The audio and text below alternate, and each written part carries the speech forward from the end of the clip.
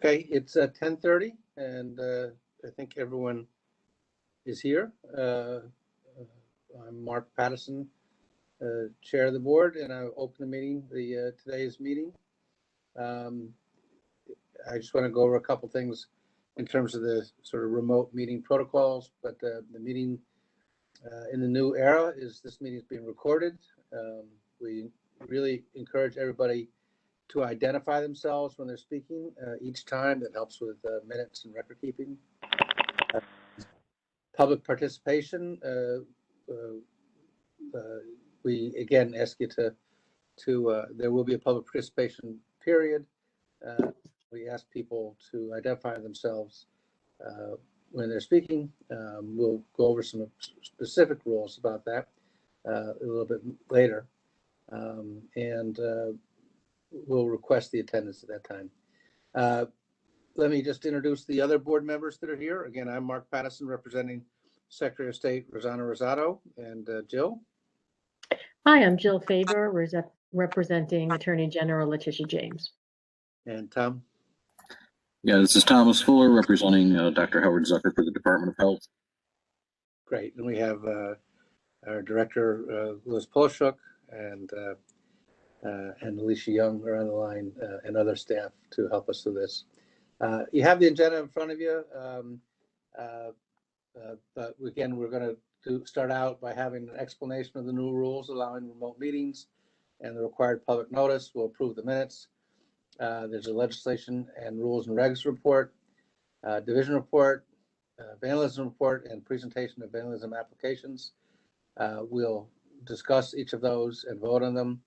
Then we'll also look at other applications before the board and have votes there, and then ultimately we'll adjourn. If we do need an executive session, and I'm not aware that we do, if we do, we will take a vote to adjourn the executive session, and we will not adjourn the general meeting, but we'll come back out, report on what occurred in the executive session, and then have a motion to adjourn. Next thing, though, is I'd like to introduce Rob Vandervlies. Rob is helping out. Ben has been helping out with the Cemetery Board, Cemetery Division for a while now, and he's going to be taking Tony's place in the interim. Rob, would you like to say hi to folks? Oh, thank you, Mark. Hi, everyone. I'm Rob Vandervlies from the Office of General Counsel. Happy to be here. Yep, great. Thank you for pitching in. Rob, would you like to start out strong by explaining the new rules allow remote meetings and their required postings? Sure. Thank you. So we are acting pursuant to Executive Order 202, which through its 107th amendment is currently in effect until June 9th, 2021. Through that executive order, Article 7 of the Public Officers Law is modified to permit any public body to meet and take such actions authorized by the law without permitting public in-person access to meetings and authorizing such meetings by conference call or similar service, provided that the public has the ability to view or listen to such proceedings and such meetings are recorded and later transcribed. This executive order has been interpreted to suspend the requirement that board members be physically convened or convened by video conferencing, and suspend the requirement that notice of the meeting include the physical location of each board member participating by telephone or other means. Members are participating remotely, and anyone who wants to attend may do so by video or telephone. We have given public notice of the meeting and how to attend by video conference or by telephone. The board agenda and board materials have been placed on the division's website and are available to the public. We ask that speakers identify themselves before speaking, but are not required to, unless the speaker is a lobbyist, in which case the speaker must identify themselves and the organization they represent.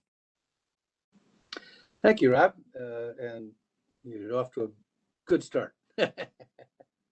Okay, in the regular business, I think the next item is to approve the minutes of the last meeting. I'll make a motion to approve the minutes of the last meeting, and when I get a second, then we'll have a discussion as to whether anybody has suggested changes or modifications. So do I have a second? I'll second. Thank you, Tom. Does anybody have changes or corrections or otherwise modifications to the minutes as distributed? No. Okay, so having heard no changes, I'll call the question. All in favor? Aye. Aye. Aye. Motion carries. Minutes are approved. Rob, jumping back in, you mailed the legislative report. Would you like to do any highlights on that? Certainly. Thank you, Mark. This is Rob from Council's office. So one House bill became a 2-House bill, and there are 3 new bills that have been introduced. Number 4 on the report, Senate Bill 5535, which would permit a cemetery to appropriate a percentage of the principal of the permanent maintenance fund under certain circumstances. Has passed the Senate as it did last term. Number 10, Senate Bill 1645, prohibiting the sale of certain veteran cemetery markers and memorabilia, has advanced to a 3rd reading. Number 20, Senate Bill 4344, which would authorize a family member or close friend to request that a veteran be buried in a veteran's cemetery, has advanced to a 3rd reading. Number 22, Senate Bill 6171, introduced and referred to corporations. It's the same as Assembly Bill 6740. That would permit grandfathered combination crematories to move within the same locality. Number 23, Assembly Bill 6861 and Senate Bill 6010 would create uniform standards for searching for missing persons. The bill would require pauper cemeteries to establish and maintain computerized data on all identified and non-identified bodies. In the Assembly, it was referred to government operations, and in the Senate, it was referred to finance. On reviewing the bill, I could not find a definition of pauper cemeteries.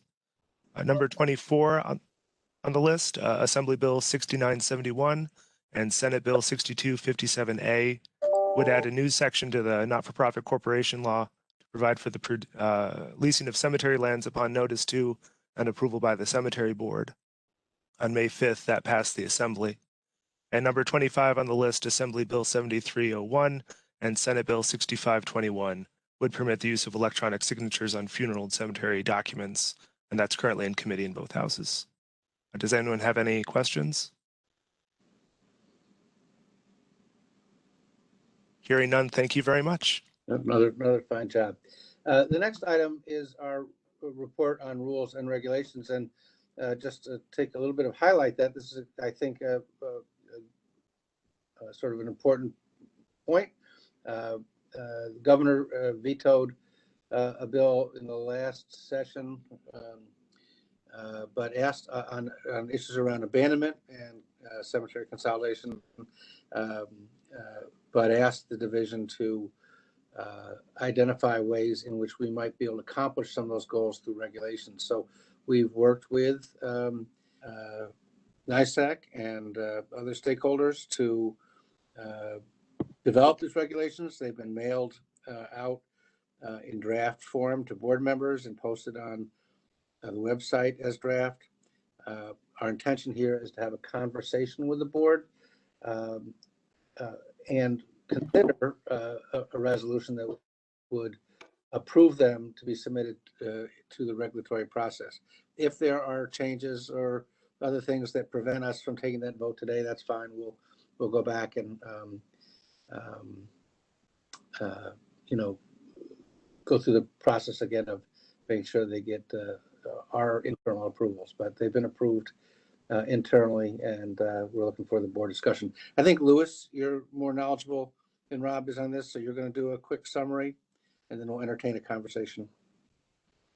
Sure. So specifically, the idea behind the legislation that was vetoed, the piece of it that the governor wanted us to consider rulemaking on, was to give towns advance notice of possible abandonment and create an orderly procedure to try to prevent that.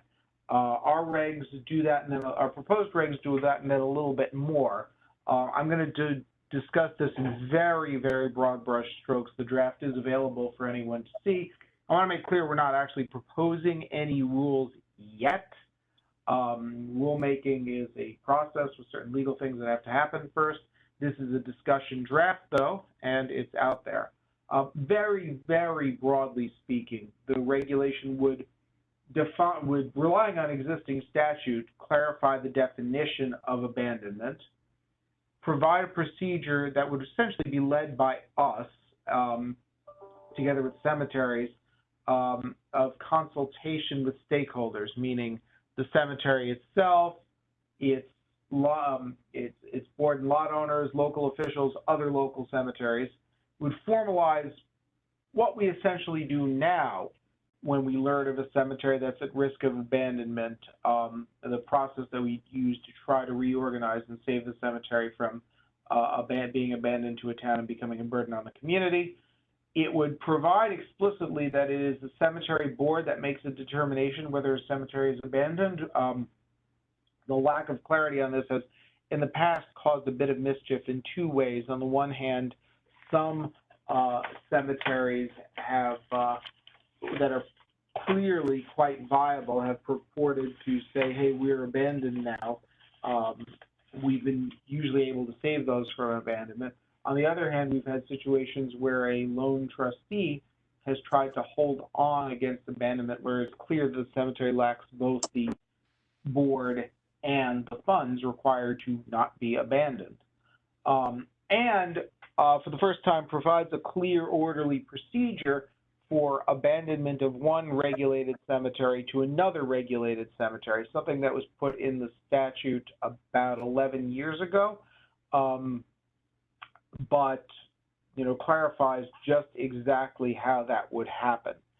I'm also going to note we have consulted with some stakeholders in the process of drafting these. We've gotten some additional comments from the New York State Association of Cemeteries.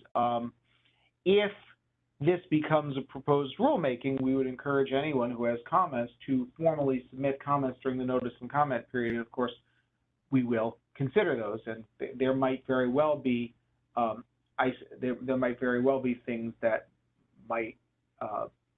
we might consider doing to address such comments. So that's sort of the very, very 30,000-foot overview. I guess we were curious if the board had, well, we're going to actually ask for a vote after this, but before that, I wanted to make sure, does the board have any sort of big picture or smaller picture concerns with what we'd circulated? I have a question, and it relates to, you identified that there'll be a procedure for cemeteries to have discussions with stakeholders, the division cemeteries, to essentially formalizing, as you said, what you do now. Is there then going to be some sort of summary or required report or feedback, documented feedback, or is the process and it's not required to generate any type of information, recommendation, report, anything like that? So let me, hold on a minute. Let me look at, make sure I'm looking at the right provision here. Where is it? Yeah, so we, in 205, proposed 205.5 parentheses A, we are, if we believe a cemetery is abandoned, we are going to issue a written determination of abandonment, which then goes to the directors and officers of the cemetery, to a town official, and to the board. And then the matter would get heard by y'all. Okay. That's all spelled out in 205.5. Okay. That would not necessarily have to be a report on the entire reorganizational process, but I would anticipate that.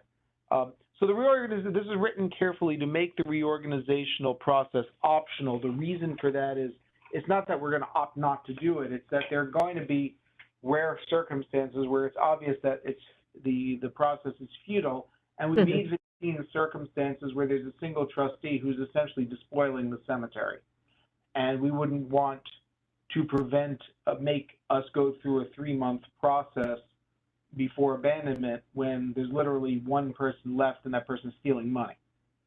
Right. We want to be straight to a determination of abandonment. So that's why that was really the question, like, whether there was flexibility in those situations. with regard to that process of reorganization. So there's no flexibility in us actually having formally to determine that a cemetery is abandoned. There is flexibility in the reorganizational process. Okay.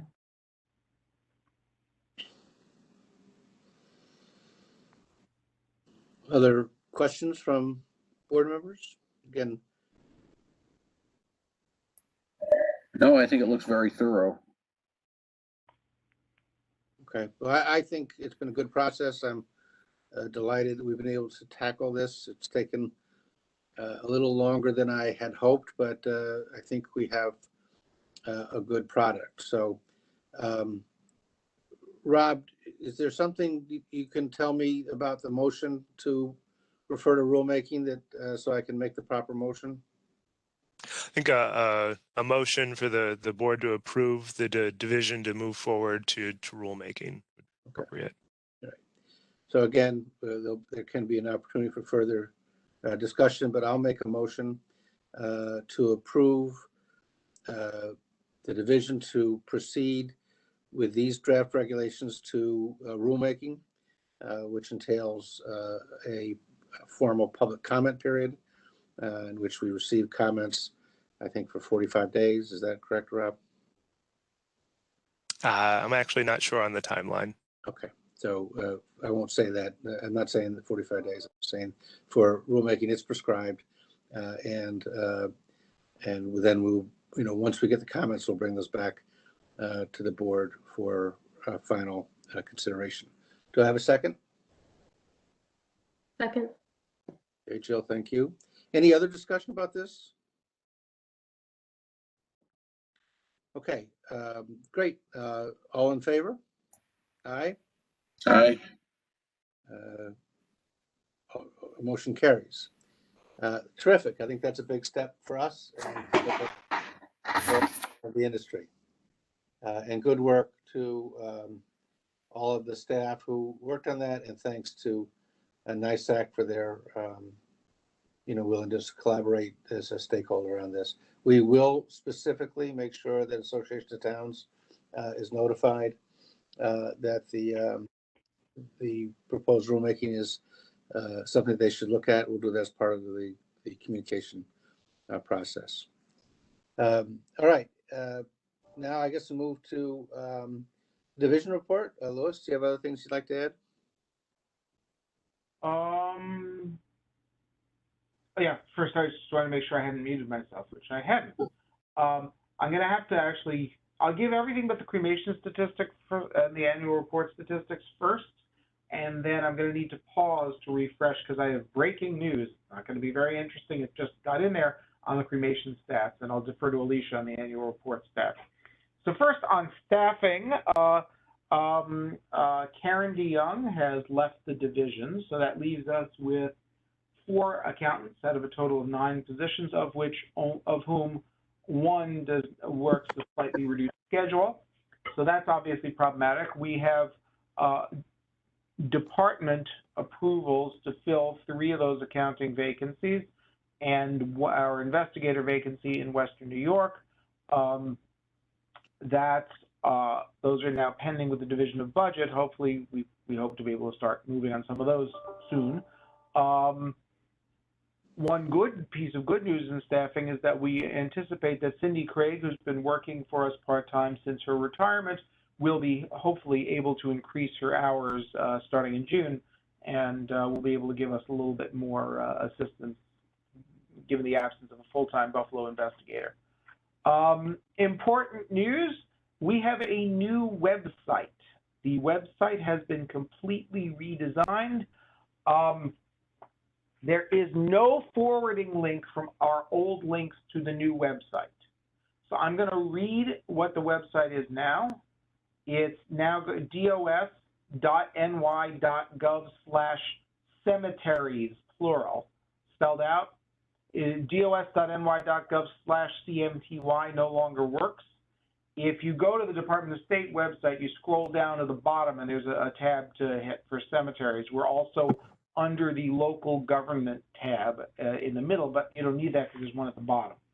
All of our stuff, our existing content with the exception of some outdated stuff has been moved over there.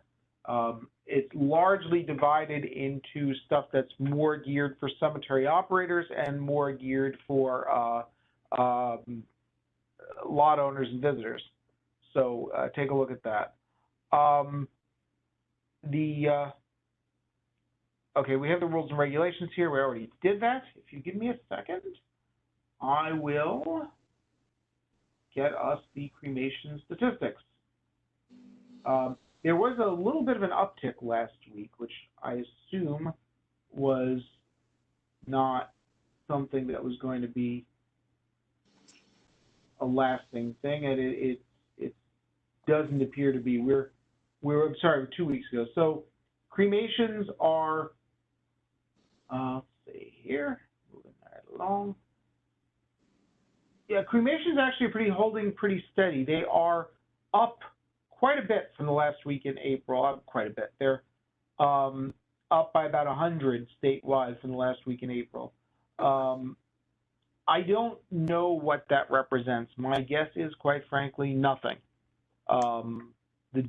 We've been at a plateau of between 14 and 22% above our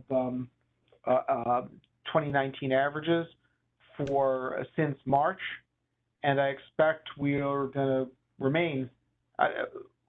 The information we've gotten from people who actually do this modeling is that we're likely to be on a slight downward trend from here on.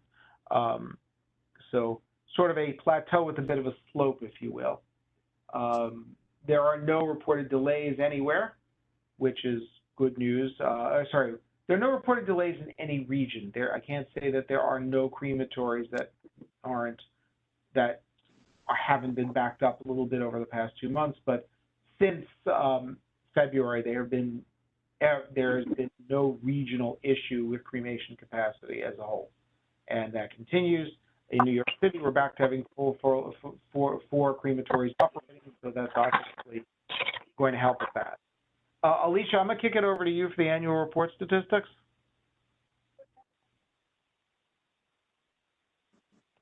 Hi. As of yesterday, we have received 1,122 annual reports, of which 410 of them have been filed online. That represents 37% of all forms or reports filed. And we also have 456 that are listed as overdue.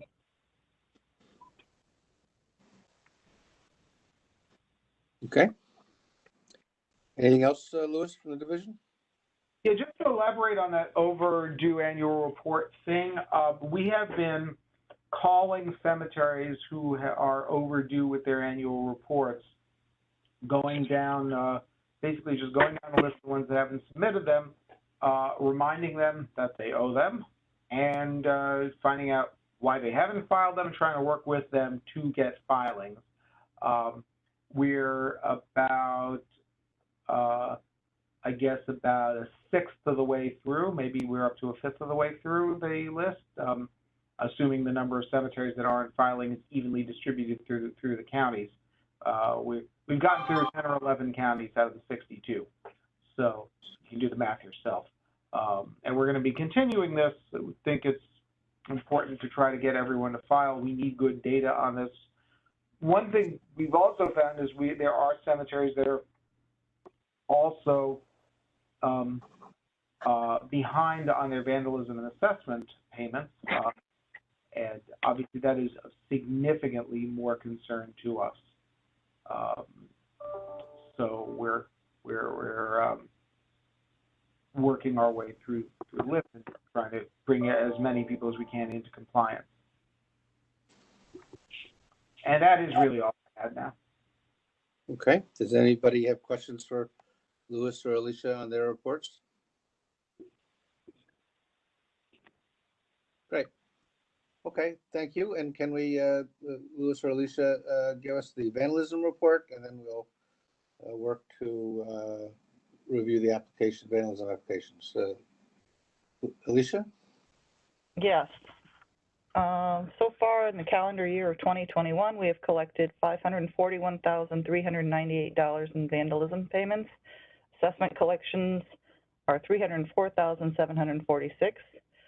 Fiscal year collections from April 1st, 2021 are vandalism, $109,573, assessment, $61,821. We have made no payments out of the vandalism appropriation for the fiscal year 2021-22. There remains $114,187.28 of funds committed for the 2018-19 and 2019-20 applications, and $247,470.79 committed for applications approved in the prior fiscal year. There are 4 applications in the pipeline for approval totaling $158,773.33, and there are 2 applications on the agenda today totaling $68,557.43.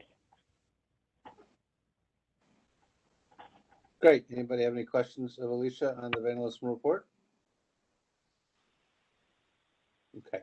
So we'll move to we have 2 applications. I think they're both vandalism applications, or hazardous monument applications, I mean. The first is Matawi Valley Cemetery in Washington County, an application for $33,905.43. Could somebody just review that for the board? Mike? Yep, I can do that, Louis. Oh, go ahead, Len. Yeah. This is Len Breen, investigator with the Division of Cemeteries. Matawi Valley is up in Granville, Washington County. They're applying for funds for the repair of hazardous monuments. Originally, they applied for restoration of 47 hazardous monuments, and when I went to the cemetery to confirm that the monuments were hazardous and would apply, I discovered that there were several monuments that didn't apply. There was, let's see here, there was 37 total applied. So there was 10 monuments total that did not apply. 5 of them were already down in the ground, and so they no longer pose the risk to visitors or cemetery employees. 3 of the monuments were too small, so they did not qualify, and 2 of the monuments I could not find, and I enlisted the help of the president, and he also could not find them, so unfortunately I had to remove those 2 from the application, which left us with 37 monuments. And after deducting, the estimate was itemized so that I was able to deduct each one of these 10 monuments. So after deducting the total, which came to $8,800, those ineligible 10 monuments, I reached a total of $33,702.43 for the 37 monuments that were eligible. I'm sorry, correction, it was $33,638 and add $267.43 to the required legal notice, which brings the total to $33,702.43. Okay. I recommend approval. That's a correction in the number of modest proportions. Rob, do you have anything to add to this? This is Rob Vanderbless. No, thank you, Mark. Council has no comments. Right. I'll make a motion to approve the application of Matawi Valley Cemetery in the amount of $33,702, and I can't remember how many cents, for hazardous monuments. Second. I'll second. Just a moment, Mark, it's Alicia Young here. I've got a discrepancy of a couple $100 in the amount that was in the application. I want to confirm the amount, please, before moving ahead. Len gave us slightly 33,702. than we had. We had $33,905. Yeah, That's what was in the agenda. yes. So I want to verify that number.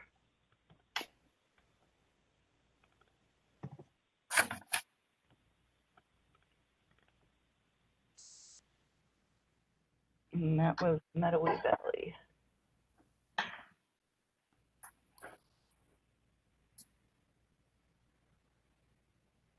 Yeah, on the application and the write-up, it says 33,905.43. Mike, on the on your write-up.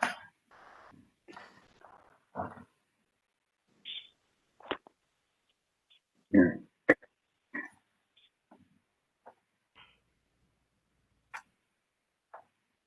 Is that question directed to Mike or to Lynn? To Mike, that was on where I pulled the number from.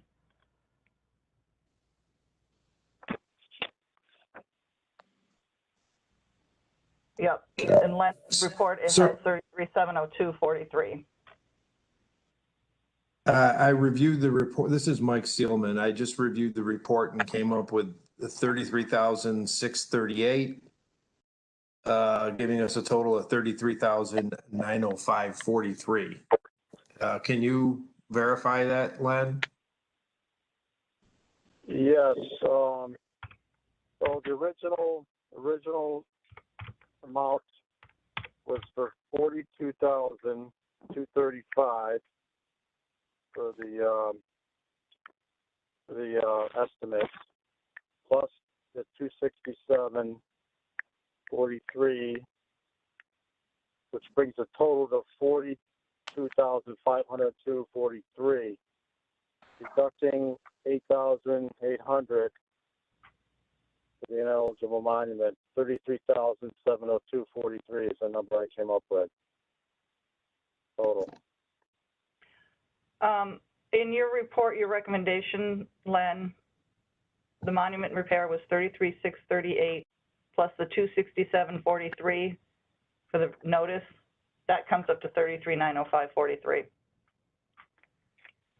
Okay, that must have been a typo because the estimate is for 42,235, the lower of the two estimates. Okay, so if you deduct the 8,800 was the amount that I added for the 10 ineligible monuments. That's 8,800. That will bring me to the 235.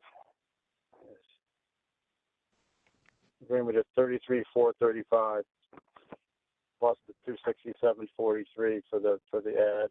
Okay. All right. Yeah. So I apologize. That must have been a typo, and I'm not sure which. Maybe it was which application, which the memo you're reading from, but the memo I have in front of me is these are the numbers.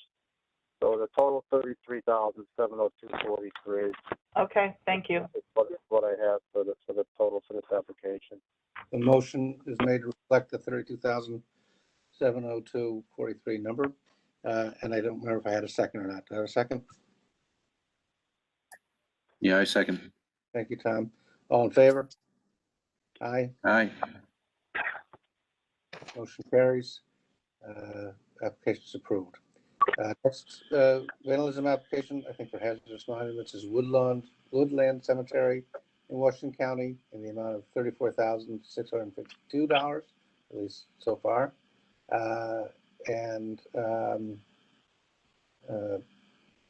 Again, will somebody present that? Yes, this is Len Breen again. This is another one of mine that I submitted. This is for Woodland Cemetery, another medium-sized cemetery located in the village of Cambridge, in Washington County. And this is for the restoration of 20 hazardous monuments.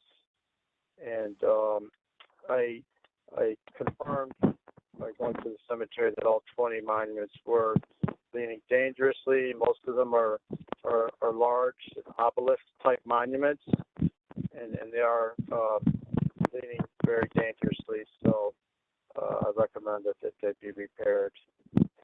So the total amount of $4,652 when you add the $102 for the required note. Okay. I'll make a motion to approve the application for Woodland Cemetery in the amount of $34,652 for hazardous monuments. These are subject to available funds. I should have said that in both of the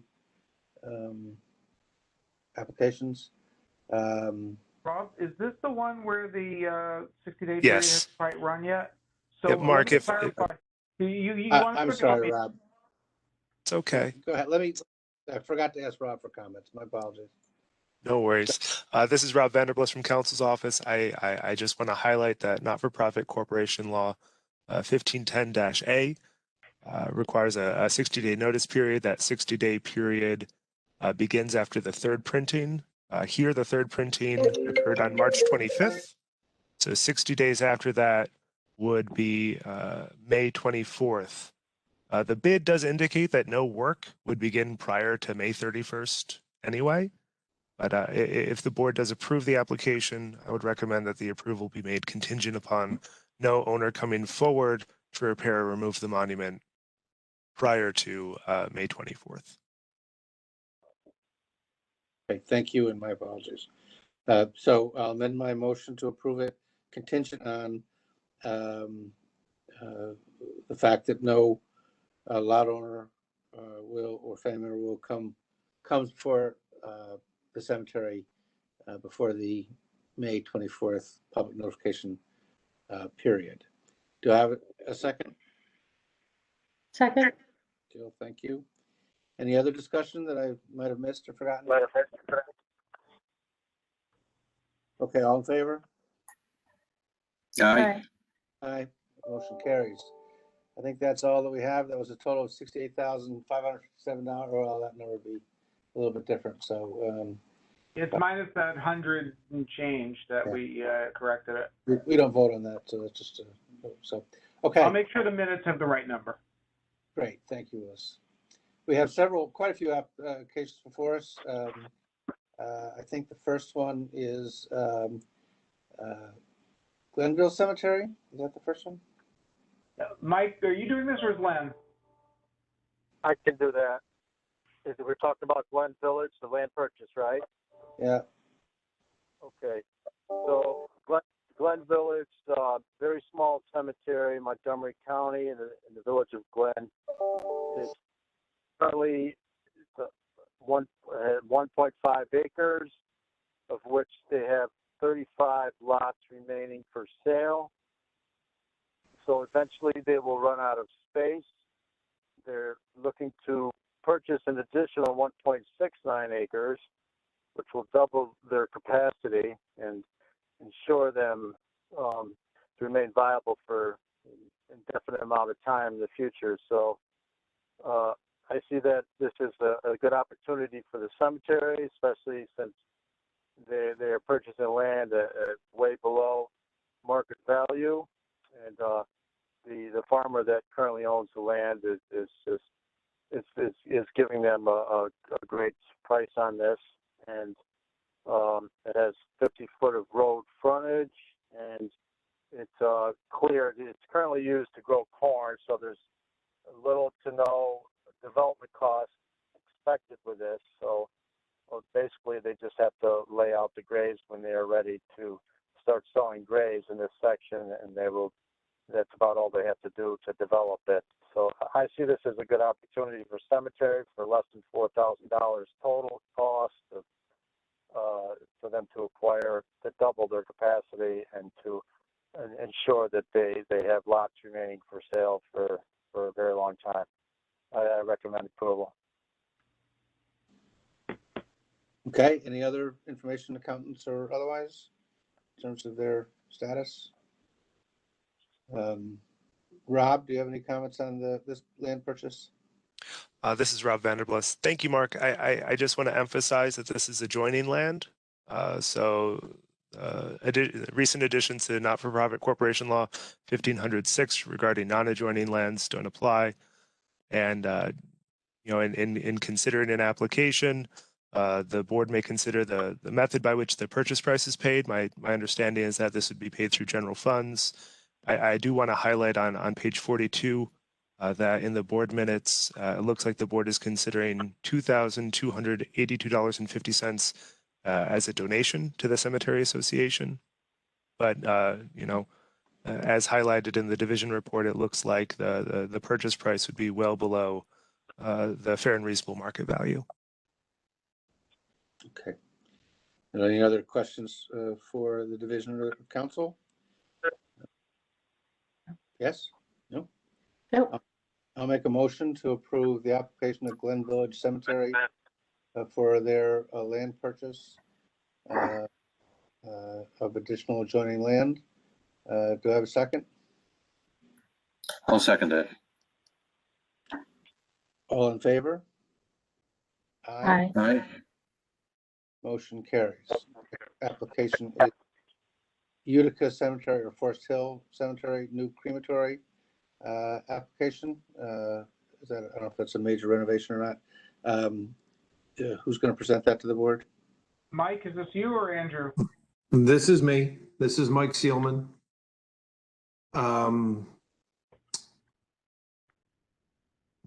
Utica Cemetery, also known as Forest Hill Cemetery, is a large full-service cemetery in the city of Utica, Oneida County. They have requested to install 2 cremation retorts in an existing building on the property. It's actually a chapel annex, which was used originally as a receiving vault for bodies during the winter. Currently, it's used as equipment storage. It's actually a rather Gothic-looking stone building, so it will make a attractive crematory. The plans are to renovate the building to include a temporary storage area, a small office, a viewing area for families to watch the cremation if they desire, and room for 3 cremation units. The current plan is to install 2 cremation units. The total price that they estimate is $757,712. The cemetery has posted signs at the entrance to the cemetery and at the location of the major renovation, and they haven't received any negative comment that we've been made aware of. That's basically it in a nutshell as far as what the cemetery wants to do. The division looked at the cemeteries or crematories in the surrounding area. There's only one other crematory in Oneida County, and that's located in Waterville at a traditional cemetery that's 15 miles away. We looked at Shenango Valley Crematories, another standalone crematory located 33 miles away. The next closest crematory is Woodlawn Crematory in the city of Syracuse. The cremation rate has increased in the Central New York region dramatically in 2020. But even prior to that, it had been increasing at, I think 3% a year. The cemetery, Utica Cemetery, does not feel that they're going to have a negative impact on the existing crematories in the area, and feels that they're going to be able to develop clientele based on just the natural increase in cremation in the area. That's what I have from the investigative side. I don't know if Andrew wants to add anything from the accounting side.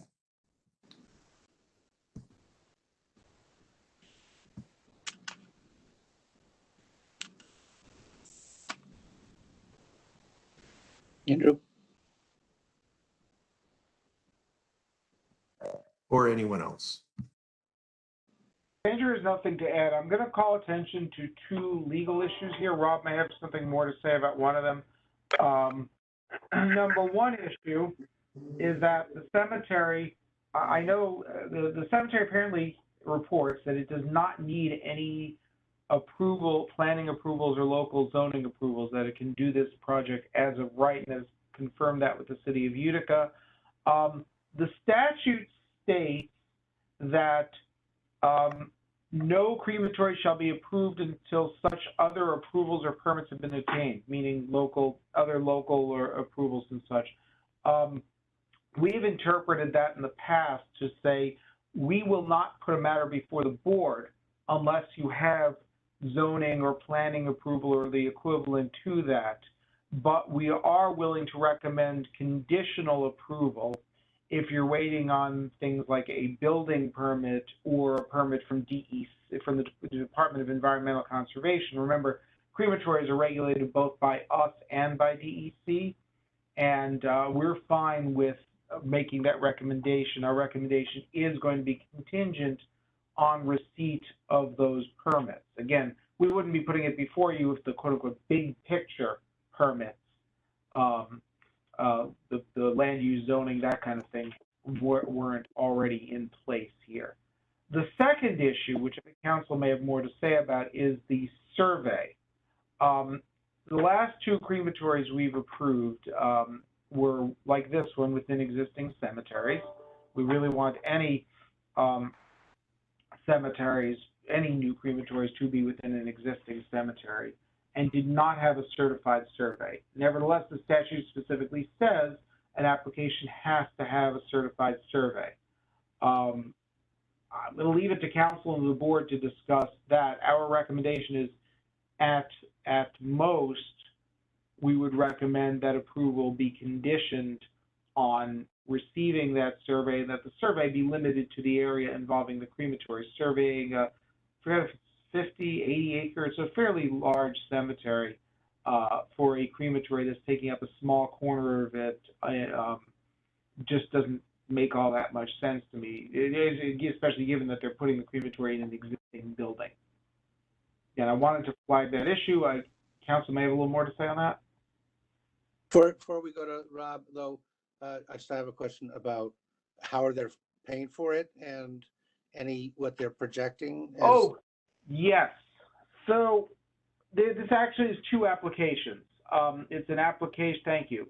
So the application is for approval of the crematory with contingencies. And I should add another contingency on this, which is them obtaining judicial approval of a loan from their permanent maintenance fund. The cemetery is seeking a recommendation from this board that Supreme Court approve a loan from their permanent maintenance fund. Andrew, do you have the exact, or Mike, do you have the exact numbers in front of me? I only pulled up the applications that I'm presenting on. I can get it if you like, but somebody probably has those right in front.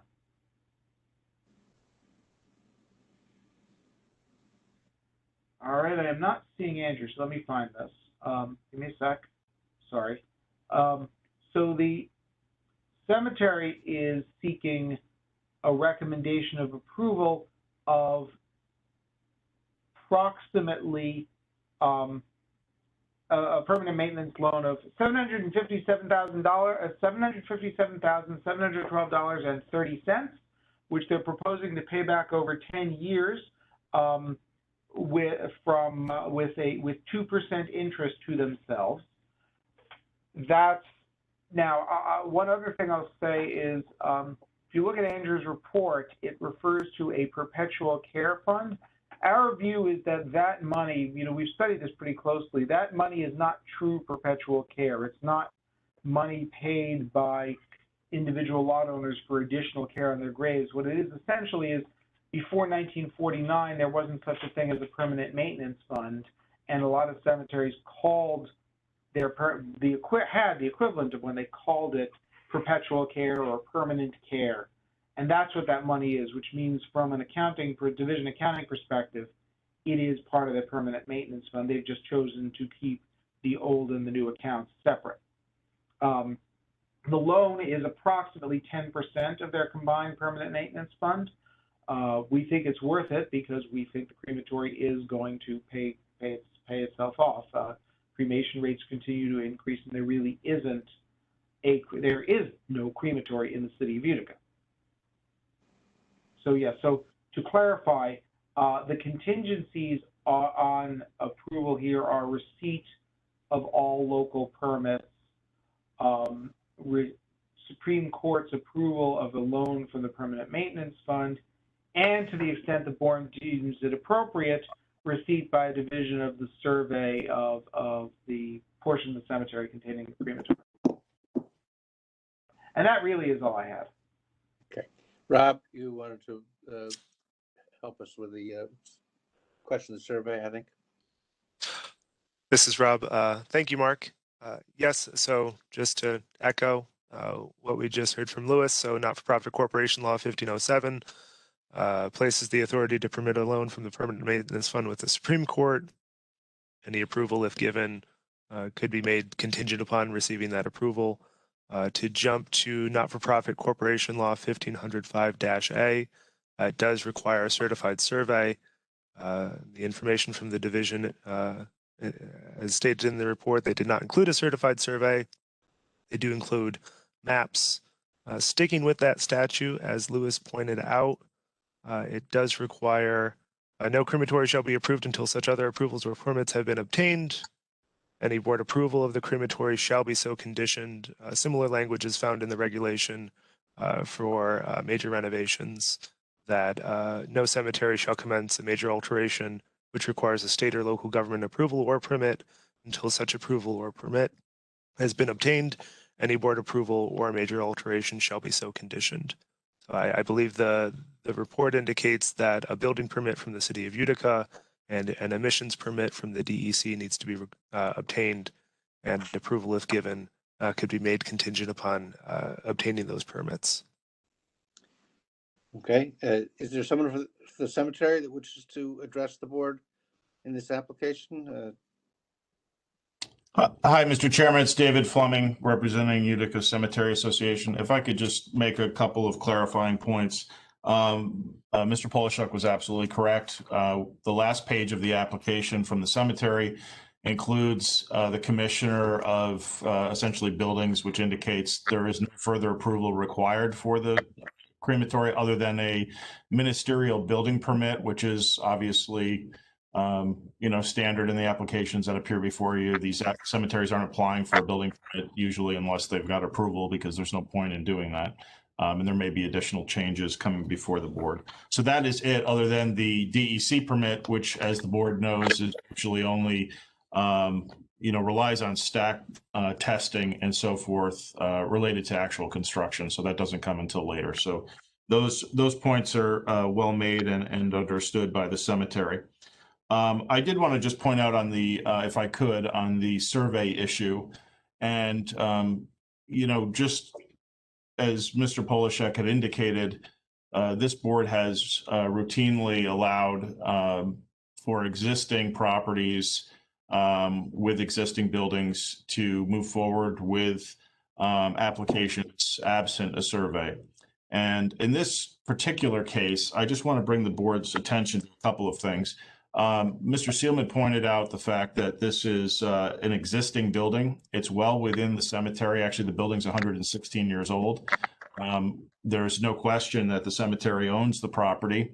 And if we want to get technical on adverse possession, there's been a fence, a wrought iron fence around the area for well over 100 years. And I would like to point the board to the cover of their application, which is fairly impressive. You have to get through this gate in order to get to the cemetery, which is locked at dusk and reopened in the morning. So the property is well controlled. We have provided, which we have done in other applications, the maps of the cemetery. We have tax maps. We have all those other things. But associated with that, we also have no question on possession of the property. And as I recall from the drafting of the existing crematory authorization, the section is particularly concerned about new construction of crematories off of cemetery grounds or on property that wasn't currently utilized for cemetery purposes. While that council has ably pointed out that that is not the case in how the language appears, that was the intent. So I would just ask the board to consider that in your deliberations and understand that a survey of the size necessary to do this property would be incredibly expensive, and given our position, unnecessary given the ownership of the property. I'm happy to answer other questions. Sure. Thank you, David. Thank you. You know, again, we had this discussion before the meeting, and, you know, what the board has done in the past, I don't recall this being presented to us quite the same way. So I think that's my dilemma, is that the statute says a survey is required. I don't know if you can limit the scope of the survey to a site plan that includes the building relative to the boundaries. I believe that's possible, and we made a decision we could bring it to the board for some discussion. Again, it's I don't really know if it is a if how ambiguous it is. Again, we do have, as you say, some practice, but the statute is, to me, relatively clear. So I'm just saying that out loud. Other board members? Yeah, I have a question. You know, I think as Mr. Fleming points out, in substance, I don't think there's any question, or, you know, I don't have any question about, you know, the ownership of that existing structure that where this would take place. But, you know, Mark, as you say, the statute says what the statute says. Does the cemetery have, and maybe Mr. Fleming, you don't know, but I know there are some cemetery officials here on the call. Does the cemetery have a survey that they've done for another purpose that would document? There's never been a survey done. No, there's never been a survey. The cemetery is, you know, quite old, and that's Okay. their concern, is that, you know, the added expense to the project for Mhm. something that's clearly within their grounds. Yeah. I mean, subject to what other board members think, I think this is a very unique situation in which, based on the age of the cemetery, I like the reference to adverse possession. But you know, joking aside, I think the clear intent of the requirement seems to be met here, and you know, I would hate to see the cemetery go to this expense if we can find some way, based on the you know, the very specific circumstances, in that they are using an existing structure rather than this is going to be constructed on another piece of their property where, for argument's sake, there might be a question about ownership. That's my view, but I, you know, council, other board members certainly want to hear what others have to say. Tom, any thoughts? No, I agree with Jill. You know, this is an existing building, and I don't know if there's any room in the statute for the cemetery board to waive that aspect of the application. But if there is, I would certainly be in favor of doing that. I'm going to refer in a moment to Rob, but I think, you know, the phrase "the law is not an ass" comes to mind, and so I don't know that the board can waive a requirement of the statute, but on the other hand, I think that the board can make a reasonable determination. And while that might not meet the statute, I don't know that that's, I mean, a board determination probably cures a certain amount of the sin of the absent survey. Rob, do you have any other comments? This is Rob Vanderbless. Thank you, Mark. I appreciate the discussion. The statute is quite clear. It uses the term must and then enumerates the things to be included in the application. As to the breadth of the survey, the statute does say a certified survey of the site and location within the county it will be situated. I would read that to mean not the entire cemetery, but the site of the proposed crematory. And as to any sort of legislative intent, I think even the strongest advocates of turning to that only do so when the language of the statute is not clear. Okay, so I'm gonna, given the conversation, make a motion that we approve the application of Utica Cemetery or Forest Hill Cemetery contingent on receipt of building permits and at the right time, the DEC permits upon the receipt of a survey that identifies the location of the building as the site, and approval of the court for the loan from the permanent maintenance fund. Does that cover all of the contingencies, Louis or Rob? This is Rob. I believe so. Yes. And by site, survey of the site, I'm sorry, the language that you just used, we're making it clear that the site is not necessarily the entire parcel, but the site where this particular building is located. So it's an abbreviated. Well, I'm hoping that that's true. I believe that it's possible to do a survey that is not the entire site. I'm not a surveyor, so I don't know for sure. It just seems to me that, as Rob said, the statute's clear, and whatever we've done in the past, I don't think the board, given the conversation we've had, despite our interest in making a reasonable determination, can waive the requirements of the statute. So regardless, I think they'll have to comply. That's my motion. If I have a second, we can have further discussion and amendments. I will second. All right, so motion on the table. Is there any amendments or other discussion that we would have on this motion? There being none, I'll call a question. All in favor? Aye. Aye. Joe? Aye. Okay, motion carries with those contingencies. And again, our apologies to the cemetery, but that's how we currently are reading the statute. Next one is Woodlawn Cemetery, the construction of a mausoleum. This is Mike Seelman. I can give background on this. Woodlawn Cemetery is a 150-acre cemetery in Onondaga County, located at least partially in the city of Syracuse.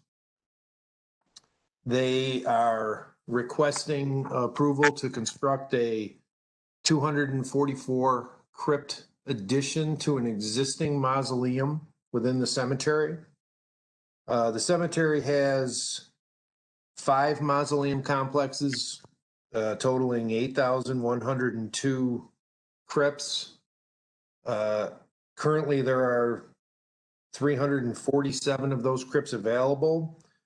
To give a reference, in 2020, they sold 242 crypts.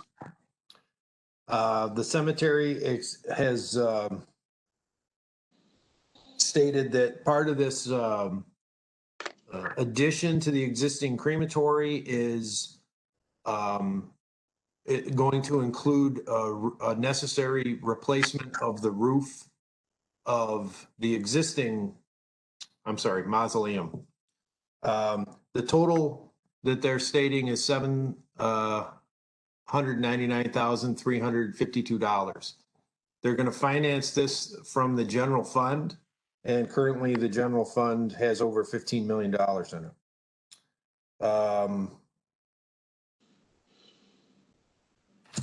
The division recommends approval of this. I was out at the site. I saw the notices posted both at the entrance and at the site. At our request, the cemetery actually sent letters to lot owners in the area and they've received no negative comments about this project. Thank you, Mike. Any other information to be added, Louis? Yeah, I can't think of anything. I know that this kind of project is, we've seen a few of these recently, and they've been successful in the places that have completed them. Okay. It's Rob, do you have any comments on this application? relatively low investment for high return. This is Thank Rob you, Louis. Vanderbless. No comments from council on this application. Okay. I'll make a motion to approve the application for Woodlawn Cemetery for an additional mausoleum to be financed out of their general fund. Do I have a second? Second. Jill, thank you. Any other discussion?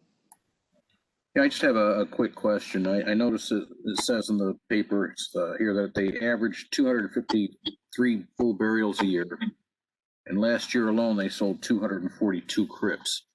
So is there any overlap in that? Or are you counting burials as in entombments as well, or is those two separate items? This is David Fleming from representing Woodlawn Cemetery. They're two separate items. So their sales are different from, it's pre-need as well as at need. Okay, so it's just the popularity of the crypts that is driving this. This is really the leading, in that area, and I think the division would agree, they're one of the leading cemeteries for crypt sales in the Syracuse area. It's a very popular product for them. This is in an area where they haven't developed for a really long time, and as Mr. Seelman reported, there were no negative comments. Actually, posting requirements, the only comments the cemetery received were from families that had burials in that area, and now they want to be entombed in the mausoleum because now they have an opportunity to be closer to family members as opposed to further away in another part of the cemetery. Okay, thank you. Appreciate it. Thank you. Yeah. Any other questions or discussion? Motion's on the table. All in favor? Aye. Aye. Aye. Motion carries. Mount Pleasant Cemetery, a land purchase. Who's going to present that? That's me. So Mount Pleasant Cemetery purchased a parcel of land without our or court approval back in 2014. It's a piece of land that adjoins the cemetery that the town had used years ago as a garage area, maintenance area. There had been an underground storage tank for fuel that's been removed, and they're now the town essentially approached the cemetery and said, "Hey, do you want this?" Because we want to get rid of it. The cemetery, wanting to have a contiguous parcel, acquired it. There really isn't a good reason for why they didn't come to us, but now they're seeking to come into compliance by getting retroactive approval, and because this happened before the 2015 change in law that allows us, or you, to approve land purchases and sales without going to court, they are also intending to seek judicial approval, nunc-pro-tunc, of the sale. The sale price was $110,000. There's another $10,000 in closing costs. That's below the appraised value even as of then. Per broker's price opinion, the land's probably worth 5 times that at this point now. If you look at the map of the cemetery, the acquisition of this little chunk here makes sense. It kind of squares off the edge of the cemetery where otherwise it would look like there's a bite taken out of it. During COVID, they used this area for storage and for to have additional space that was distant from the cemetery. We think that had they come to us in 2014, we would have recommended approval. And now that we've seen what they've done with it and what the prices happened, we certainly would recommend retroactive approval now. There's also, in case anyone was wondering, because of the fuel tank There were a phase 1 and phase 2 environmental study done on the property. I included those, and along with a short write-up, the cemetery was able to get an update from one of their 2 appraisers saying none of this environmental stuff changes our valuation, and was unable to reach one of the other appraisers. Both the cemetery and its attorney tried to reach them and failed, given that the first one didn't think there was any change, or rather the second appraiser, the first one's the one they didn't reach, didn't think there was any reason to change the valuation. And given that the phase 2 study gave the parcel as clean a bill of health as really one could expect, given all the throat clearing someone would put in and reservations someone would put into such a report. Again, it's really more by way of background. We think that this, like I said, had they come to us at the time, we would have recommended approval. We still do. By the way, this is not germane to anything here, really, but Mount Pleasant almost doubled its cremation capacity, significantly increased its cremation capacity during the height of the pandemic, and its extra capacity was absolutely critical in meeting the downstate demand for cremations back last May and June. Okay. Really Rob, do you have anything to add here? This is Rob Vanderbless. Thank you, Mark. I would only emphasize, as Lewis did, that this is a nunc-pro-tunc application and it is adjoining land.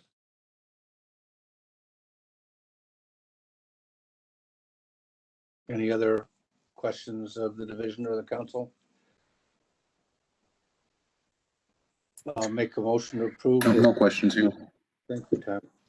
I'll make a motion to approve this nunc-pro-tunc application for land purchase of adjoining land. And I guess, I'm not sure. We're approving it for review and approval by the court. I think that's what we're doing. But we're approving it for that purpose. Do I have a second? Second. Is there anything, Rob, I need to do to clarify my motion? I don't think so. Okay, thank you. So we have a second. Any other discussion? All in favor? Aye. Aye.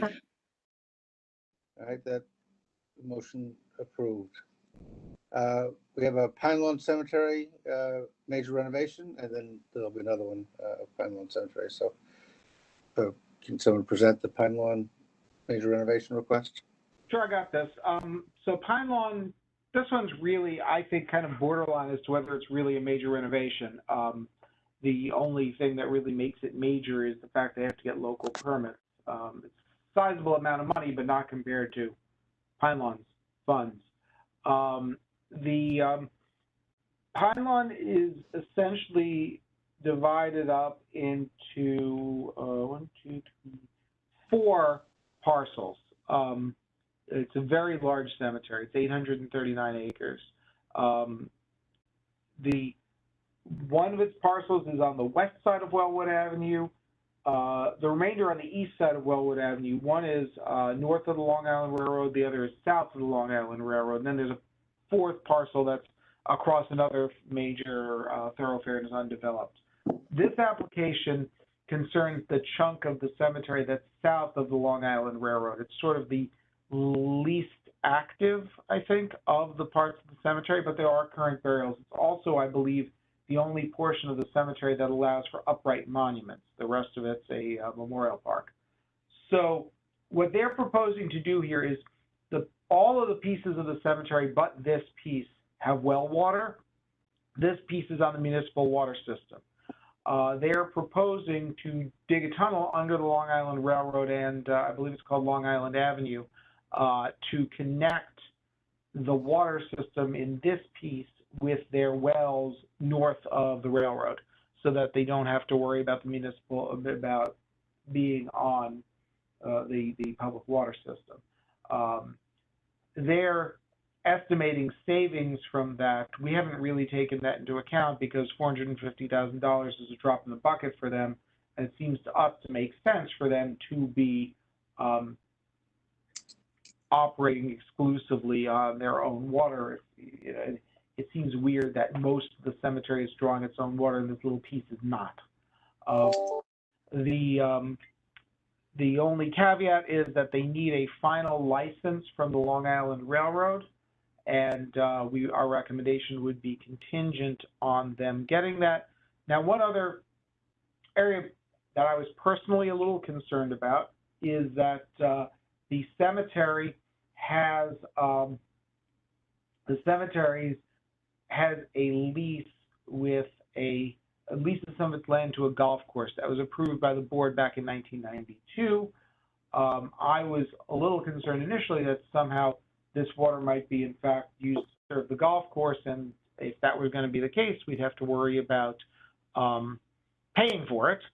But it turns out the cemetery has represented to us, and is prepared to do it to you guys, that the golf course is already on its own well system, and this is not, they're not going to, the two irrigation systems are not connected. So this water is solely going to the piece of the cemetery that's south of Long Island Avenue and not the golf course, which is next door. With all of that by way of background and caveats and stuff in mind, we're recommending approval subject to obtaining the final license they need from the Long Island Railroad. Anything else, Louis? Nope. Rob, do you have anything to add here? This is Rob Vanderbless. Thank you, Mark. No comments from council. Thank you, Rob. Is there someone from the cemetery who wishes to address the board?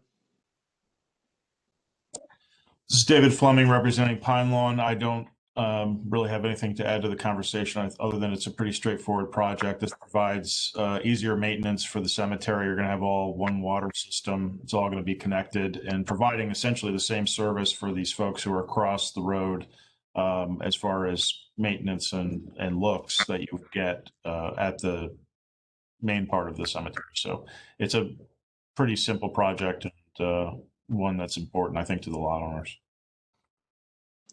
Okay. If there's no other discussion, I'll make a motion to approve the application from Pine Lawn Cemetery for a major renovation involving connecting their existing well and irrigation system to an adjacent parcel of land currently served by municipal water, contingent on the receipt of a license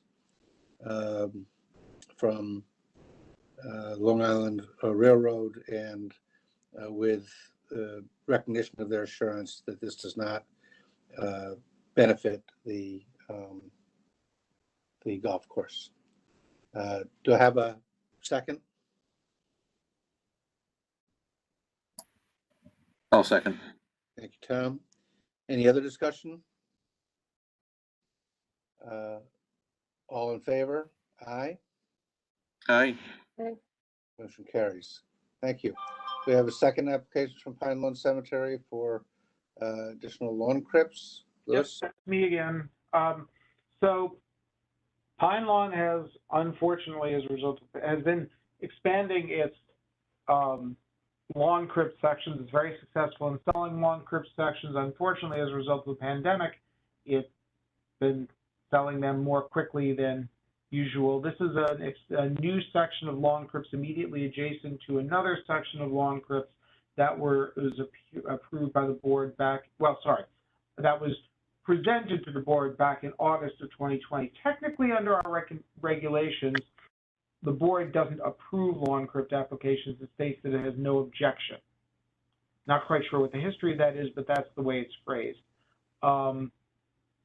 As with all of their previous projects, they anticipate they're going to make a lot more money than they spend on this one. They're going to be adding 2,000 lawn crypts this year and 2,000 early next year. There's a bunch of very technical calculations. The cost of is $1.5 million, and they're expecting to sell them for $12 million. So that's obviously a very good return.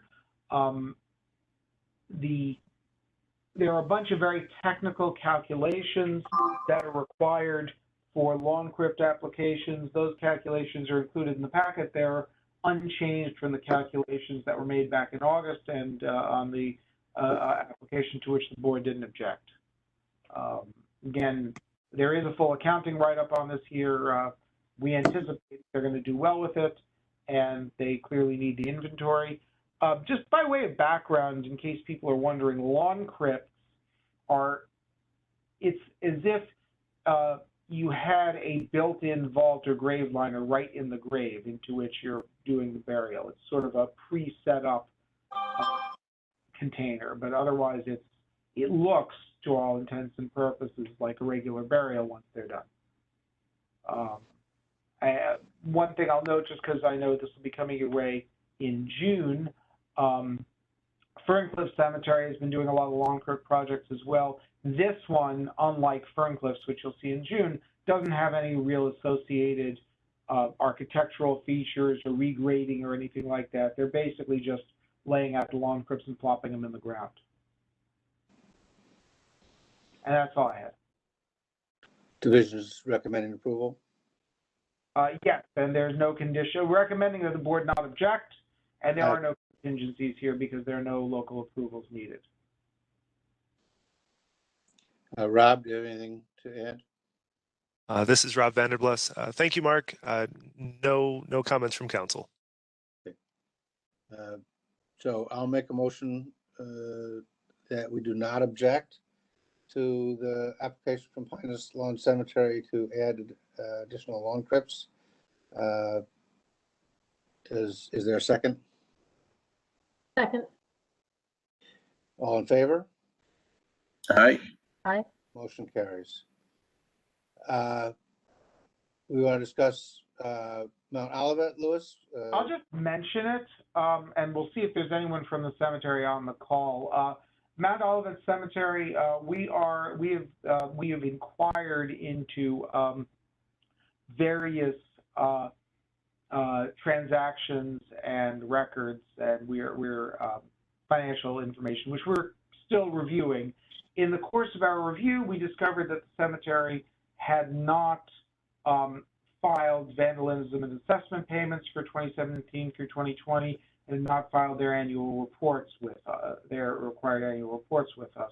We also were somewhat briefly denied access to certain cemetery records, which we've now since obtained. We have proposed penalties as a result of that, and sent them a letter proposing the penalties and giving them 30 days to seek a waiver from the board. They have, in fact, sought that waiver. We are asking that the matter be tabled and their waiver and that their time to object and any obligation they would have to pay be extended through the end of June, with the idea that we would present this in full at the June 8th board meeting and give them a time substantively to object before that or at the meeting if they so desired.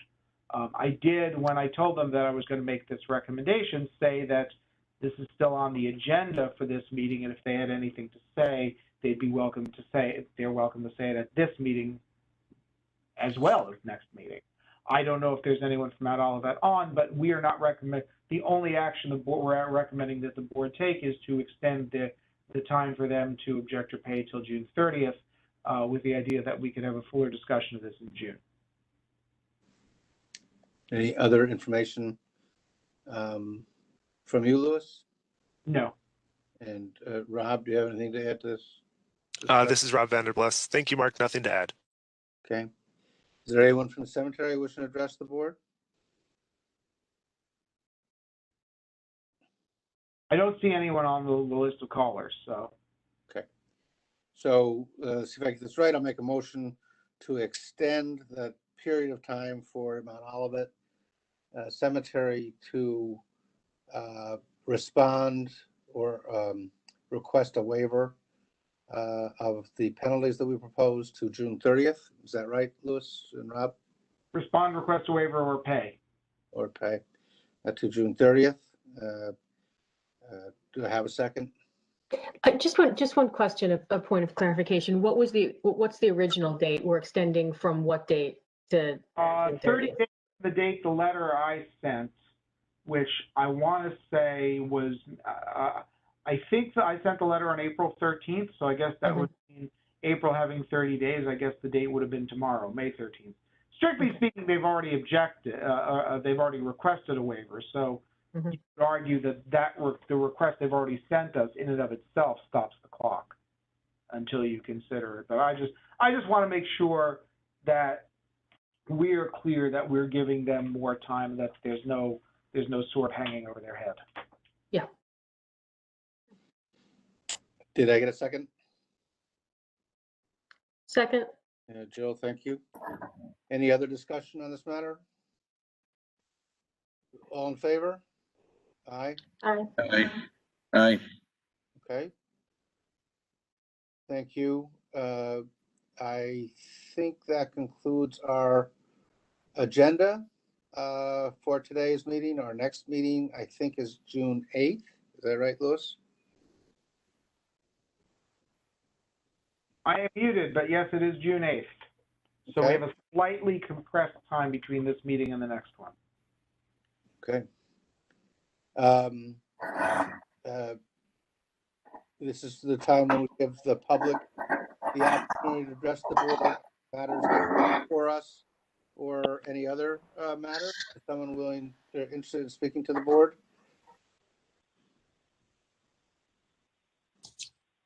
Hi, Mr. Chairman, David Fleming on behalf of the New York State Association of Cemeteries. Just want to reemphasize that NYSAC will most likely have some additional technical requested changes to the proposed abandonment regs. We look forward to offering those during the comment period, and hope to work with you on those minor changes made. And obviously we'll be happy to reach out as well to the Association of Towns so they're aware of the regs. They're important to us as they are important to the board. So thank you for that. And just want to reemphasize, NYSAC obviously is deeply concerned about the board's charge under Article 15, which is to prevent cemetery abandonment. And we appreciate the ongoing dialogue with those who wish to work with us to do that. And thank you for your efforts. Thank you, David. We appreciate that, and it was a pleasure working with you. Any other persons wishing to speak to the board? All right, I'd be remiss if I didn't say this particular shout out to Rob Vanderblees and his first meeting as a first chair. Thank you, Rob, for your help. We appreciate Thank you, that. Mark. Yeah. And I think that brings us to a motion to adjourn. I'll make a motion to adjourn the meeting. Do I have a second? Second. All right. Well, that was a very successful meeting. Thank you all. Motion, call the question, motion to adjourn. Aye. Aye. Aye. Motion carries. Thank you again. This is my second day with a tie in the last 14, 15 months, so it's at least of some note. For the recording, it's 11:58 a.m. Well, I don't know who cares, but it's just I'm taking. I care when I do the minutes, and that's about Well, it. I just don't want to be shown up by David again. All right. Thank you all. We'll see you next month.